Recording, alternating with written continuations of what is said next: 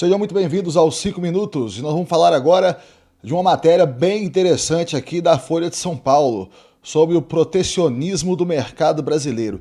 Como que uma coisa que pode parecer que é uma coisa boa no primeiro momento, na verdade é uma das piores coisas que existe no Brasil e que mantém o Brasil numa taxa de produtividade super baixa e ainda por cima arrebenta com as empresas brasileiras. Primeiramente, eu queria agradecer a todo mundo que está se inscrevendo no canal, porque nós estamos nas primeiras inscrições ainda, então cada inscrição é super importante. Está sendo muito bom cada pessoa que se inscreve, cada pessoa que comenta, porque eu não sei se o YouTube ainda não entendeu direito a que se refere o canal.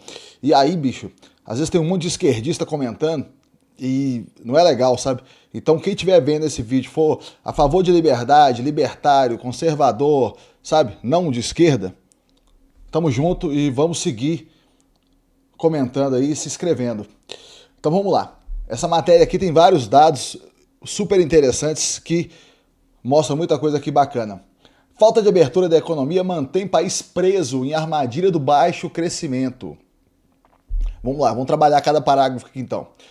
Olha só, o Brasil impõe há décadas barreiras intransponíveis para o seu desenvolvimento e aumento do bem-estar da população por ser uma das economias mais fechadas no mundo. Então olha só, hein? Tá falando aqui que a gente é uma das economias mais fechadas que tem do mundo inteiro. De fora das grandes cadeias produtivas globais e com participação irrisória, pouco superior a 1% do comércio mundial. Então você imagina só que o Brasil é mais ou menos o 11º PIB mundial. No entanto, dentro do comércio mundial, ou seja, importação e exportação, a gente é menos de 1%, ou seja, o nosso comércio, quase que todo ele é interno. Porque dentro da representação mundial, vocês imaginam só a gente representar só 1%. O isolacionismo brasileiro freia o crescimento e estrangula a produtividade e a renda. Desculpa aí, gente, tô gripado aqui. Desde a década de 1980, o Brasil vive na chamada armadilha do baixo crescimento.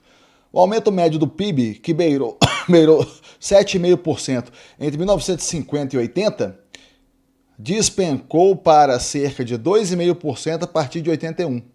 O fator crucial para a estagnação é a baixa produtividade. Então, olha só, a gente teve 7,5% entre 1950 a 1980 na média. Inclusive teve aquele período que eles chamam de milagre brasileiro, que estava aí tá inserido dentro disso aí, e que teve o governo militar, que também foi autoritário no meio disso aí.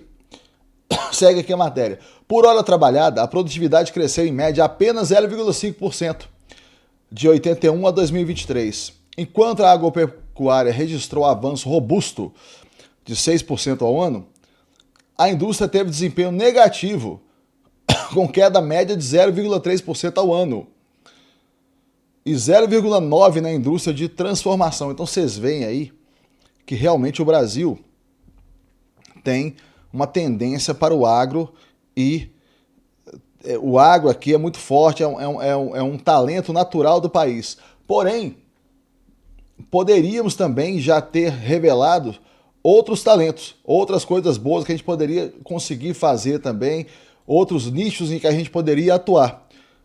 Porém, devido a esse protecionismo exacerbado, na verdade qualquer protecionismo é exacerbado, né? Porque a gente deveria deixar o mercado correr livre, porque aí os nossos talentos naturais, eles iriam emergir, da mesma forma que aconteceu com o agro. Agora olha aqui, o setor de serviços, que representa 70% das horas trabalhadas, ficou praticamente estagnado. Sem uma aceleração da produtividade, a melhoria do padrão de vida da população brasileira não ocorrerá, afirmam especialistas.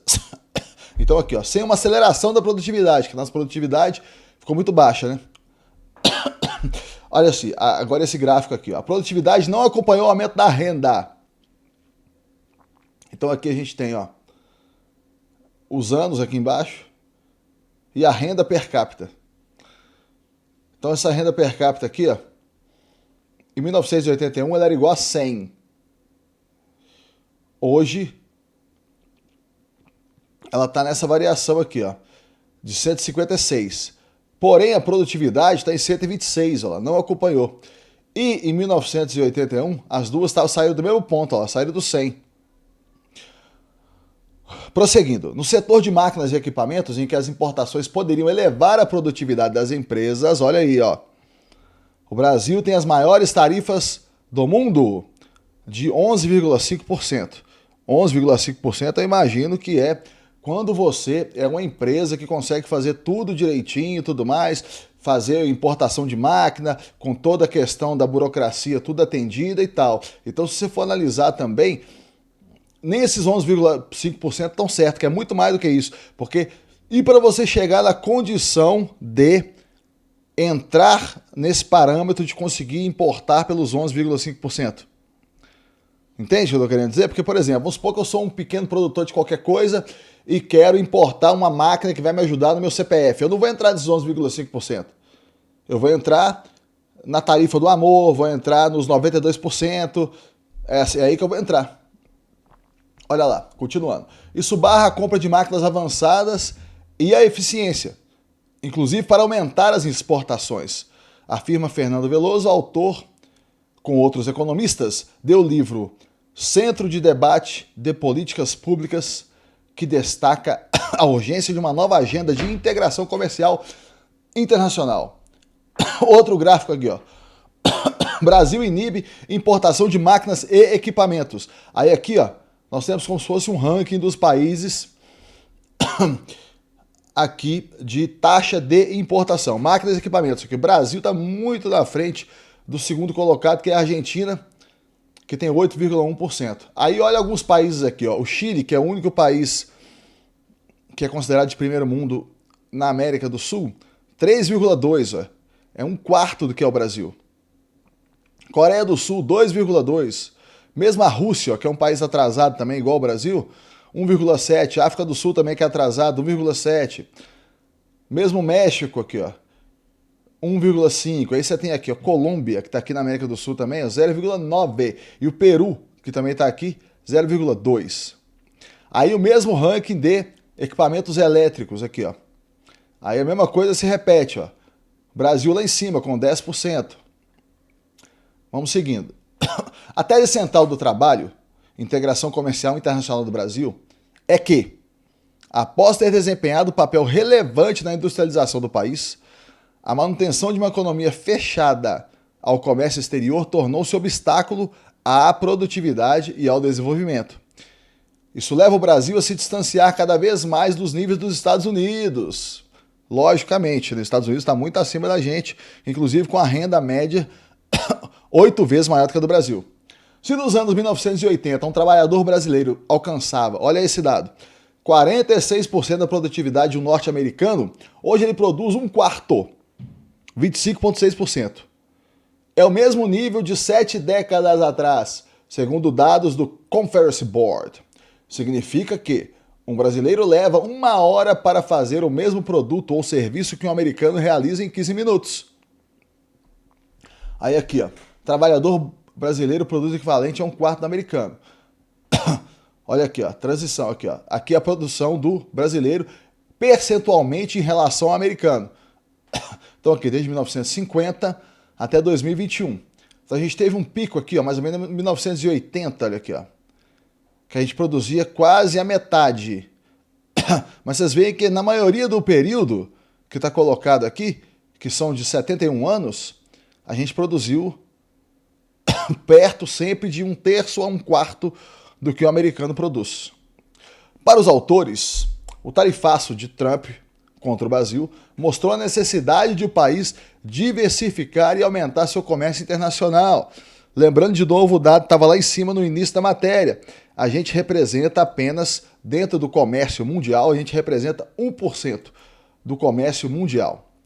Apesar de uma breve liberalização na primeira metade da década de 90, iniciada no governo Collor, quando as tarifas caíram de uma média de 30,5% para 12%, vocês imaginam como é que era o terror antigamente, hein? Era 30,5%.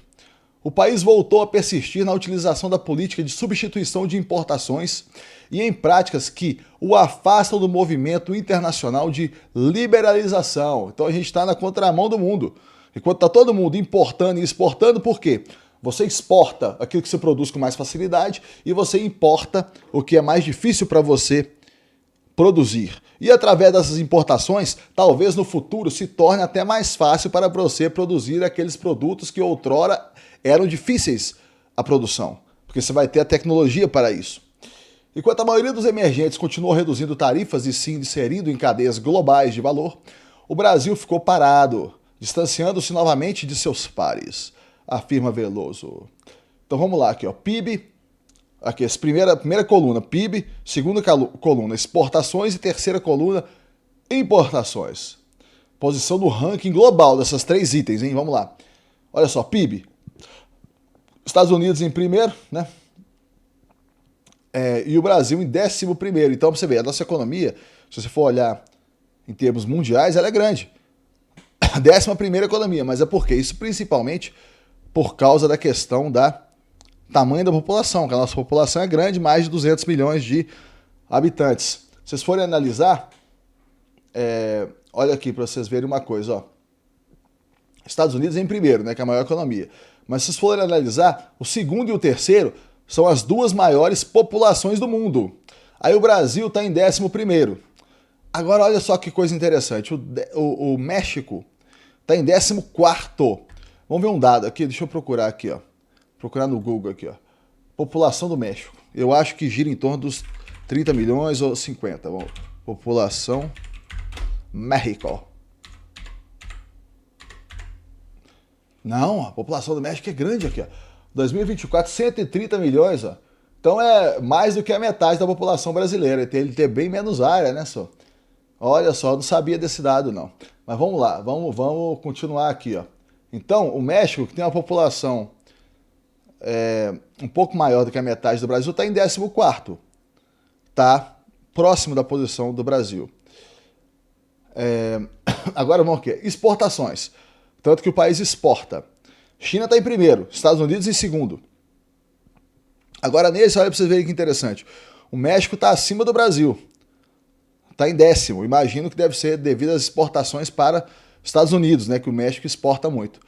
O Brasil, que é a 11ª economia em termos de PIB, está em 23º em termos de exportações.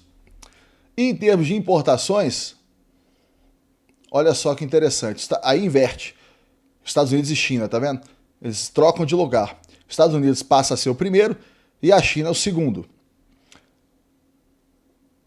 Agora, a Índia é o 7º e o Brasil é o 25º. Logicamente que nós somos o 25º, por quê? Nós estamos lá com essa taxa grande de quase 12%. Continuando aqui na matéria. As barreiras no Brasil permanecem elevadas.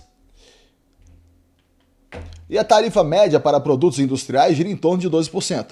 O dobro das mexicanas e quase o triplo das cobradas na União Europeia. Em 2021, o Brasil tinha a 13ª média tarifária mais elevada em um ranking de 191 economias.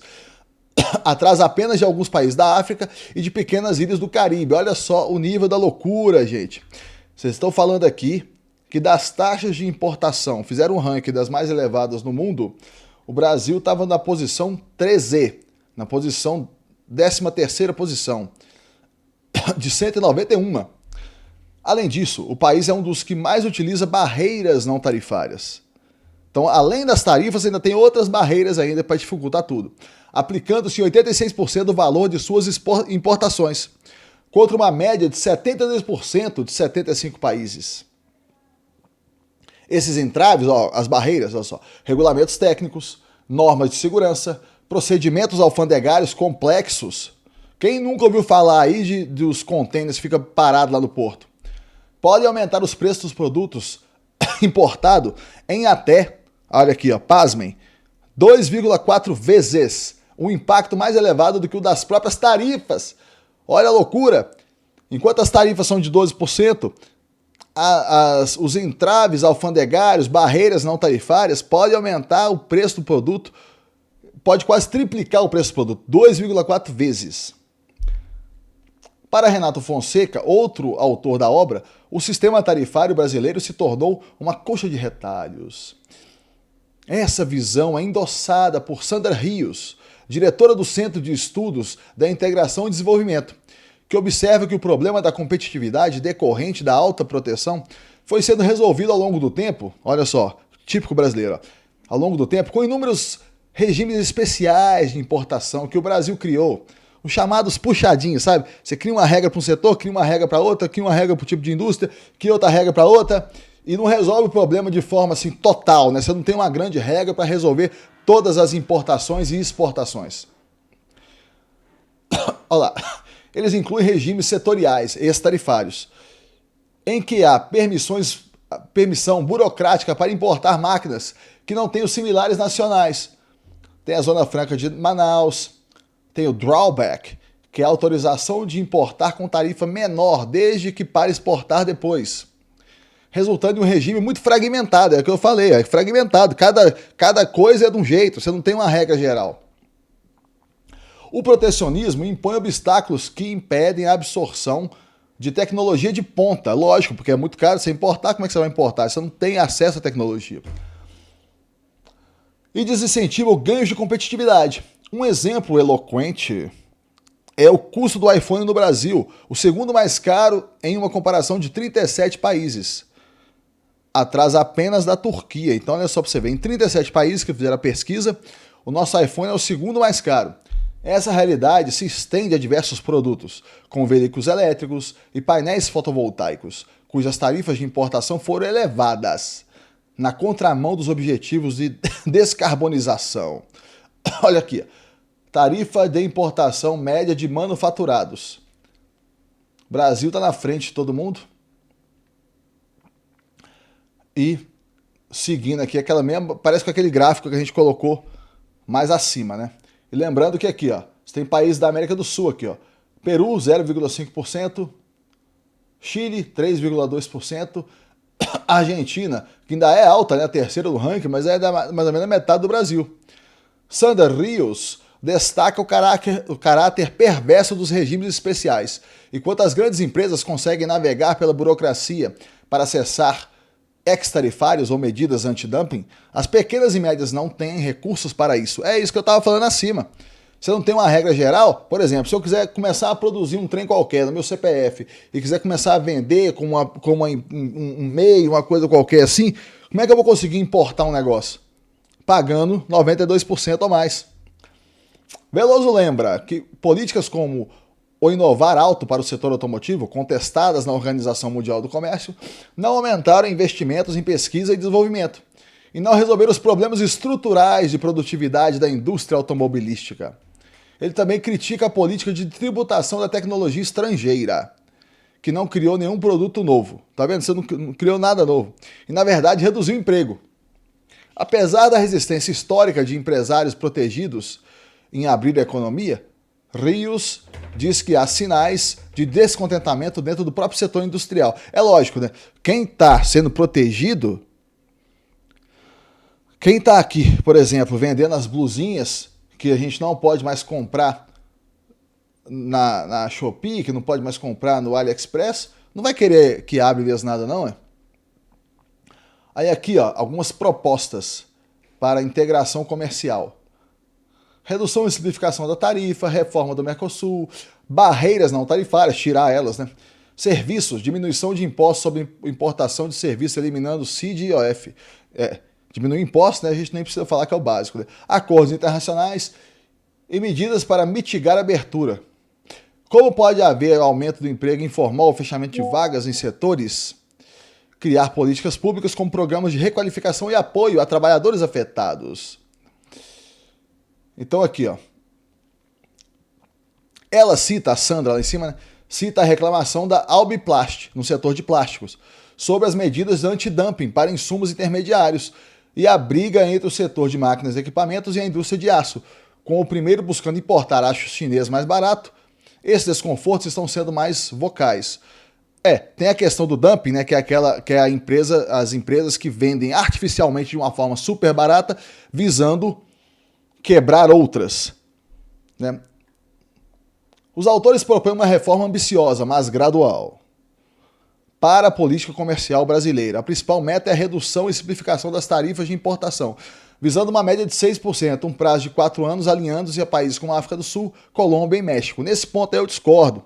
Eu acho que a gente tinha que fazer essa progressão era de uma forma muito mais rápida mesmo, né? Gente, então a notícia era essa. Eu tô vendo que o vídeo tá ficando muito grande já. Já passou de 20 minutos. Por enquanto é o maior vídeo que eu já fiz. Muito obrigado por todo mundo que assistiu o vídeo. Vejo vocês no próximo.